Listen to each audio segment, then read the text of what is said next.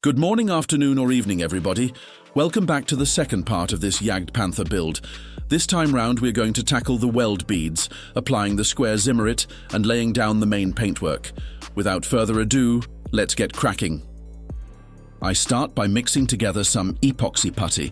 Apologies, I forgot to record that part.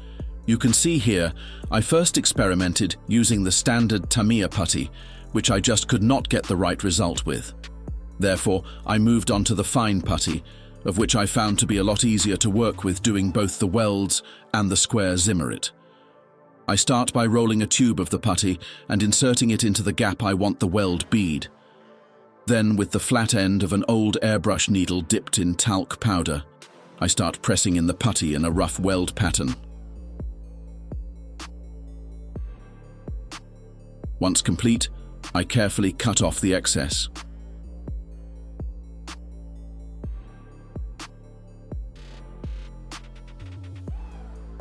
Once trimmed down and neat, I carefully go over some of the pattern again with the airbrush needle. You get a good hour of playtime with this fine putty before it starts to go hard, so there's no rushing here. The process is then repeated for the top weld. I'm still getting to grips with adding weld beads, but I find this way quite effective with the Tamiya smooth type putty. My next exploration will most definitely be to find a more effective tool. If this is your go-to technique, please let me know what you use in the comments. Next, I go around all the welds on the top section, weaving the putty into all the carved-out sections I prepared earlier. This can be a tad fiddly, but it's reassuring to know you don't have to rush, and any mistakes can just be removed and started again. I am very aware that a lot of this is going to be covered up by the Zimmerit coating, but I will try to add battle damage in these areas, so at least some of it can be seen. If not, at least we know it's there, right? Once all the weld beads are done and cured, I move on to the Zimmerit coating. The first step is to mix up a Tamiya putty and cement solution. No exact science, just runny enough to be able to stipple it onto the tank. I cover all armor surfaces with this solution, just dabbing it on roughly. Doing this is twofold. One, it gives the epoxy putty a rough surface to adhere to, and second, it gives any areas with battle damage a rough steel effect.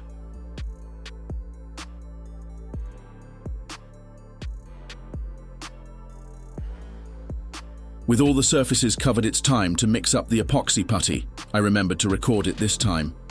It comes in two parts, and all you have to do is choose how much you want and mix it together at a 50-50 ratio. A small tip, a small amount goes a long way. The amount I have mixed here is way too much. A lot cured before I could use it, therefore was wasted. The next stage is to roll it out into a thin sausage and cut off little pieces. This makes it a lot easier to apply thinly to the tank. With a load of little chunks prepared, it's time to start rolling onto the tank. I use a cocktail stick for this and plenty of talc powder to stop it sticking to the putty. Now it's a case of rolling on all the little chunks as thin as possible onto the surface of the tank. You want to gauge how much to do at a time here. You don't want the putty to cure before you can apply the pattern. I managed to do most of the side in one sitting. Next step is to measure the squares for the pattern. I worked out that around 1.5 millimeters was about right at 1/35th scale. Using a blunt scalpel blade, I then start pressing in the vertical lines. It's vital to press the blade, don't drag. This will just pull the epoxy putty.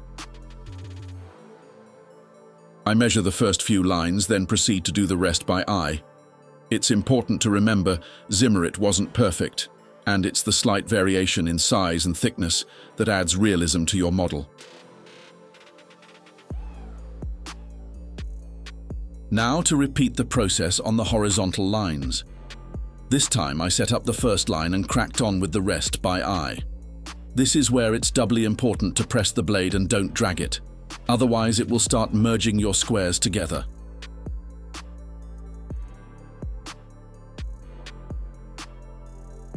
Once the whole area is done, it's time to go over some of the areas again, just to add further definition to the pattern. The final stage to the process is to add battle damage.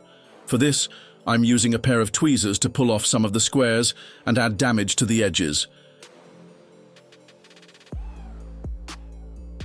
It's important to add the battle damage now, as in a couple of hours, the epoxy putty will be hard as stone.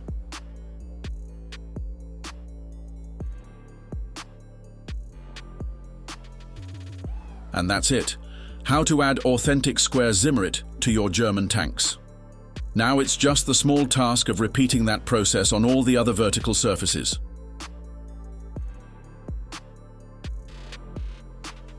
It's not a short process, this one, and mine is by no means perfect, but I do believe this is a brilliant way of getting a realistic, cost-effective Zimmerit pattern on your tank. Does take a bit of getting used to and a hell of a lot of time, but in my view, worth it. If you have been enjoying these videos and you haven't already, could I please ask you like the video and subscribe to the channel? That would be absolutely boss. Thank you.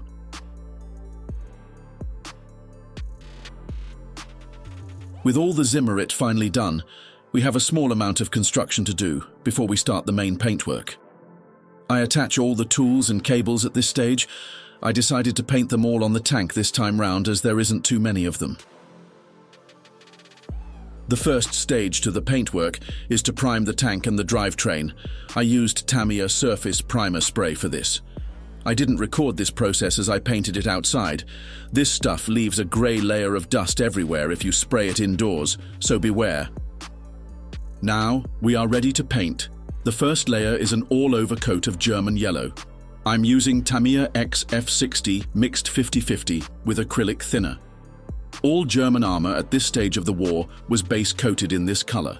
Then the camouflage was added afterwards on the field depending on its theater of operations. I'll be doing a Normandy camouflage on this particular vehicle, therefore will be base coated yellow and have a green and brown camouflage over the top. Next, I freehand the dark green camouflage pattern using the paint guides. The paint used Tamiya XF61 dark green mixed 50/50 with acrylic thinner. I apologize for the bumpy footage here. For some stupid reason, I had the air compressor on the desk next to me. I didn't realize it was sending vibrations through to the camera. Not ideal. That certainly will have a new home on the floor after this.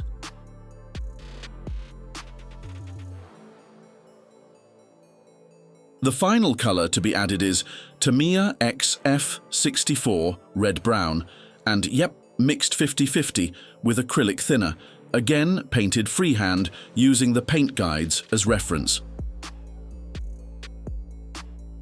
I'm using a thin 0.2mm spray needle in my airbrush for this job. This allows me to be quite accurate with the spraying and get a decent line in the camouflage. It does, however, mean it takes longer to fill the pattern in, but is worth it in my opinion.